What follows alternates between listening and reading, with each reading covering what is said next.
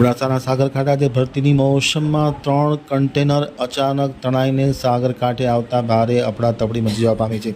વિવિધ એજન્સીના સત્તાવાળાઓ ઘટના સ્થળે પહોંચી જઈને તપાસ હાથ ધરી છે। કયા કારણોસર કન્ટેનર આવ્યા છે તે પણ તપાસનો એક વિષય બન્યો છે। હવે જોઈએ અબડાસા કામતક ન્યૂઝ બ્યુરોનો એક વિસ્તૃત અહેવાલ। અબડાસાના દરિયા કિનારે કન્ટેનર તણાઈને આવ્યા છે। સૈયદ સુલેમાન પીર સુત્રીના દરિયા કિનારે કુલ 3 કન્ટેનર અચાનક તણાઈને આવતા ભારે અફડાતફડી મચી જવા પામી છે। કન્ટેનરમાં ગેસ કેમિકલ્સ હોવાનું અનુમાન કરવામાં આવ્યું છે। આ 3 અચાનક કન્ટેનર દરિયાકાંઠે તણાઈને આવતા કોસ્ટગાર્ડ, પોલીસ સહિતની એજન્સીઓએ કન્ટેનરને બહાર નીકળવા માટેનો વ્યાયામ શરૂ કર્યો છે।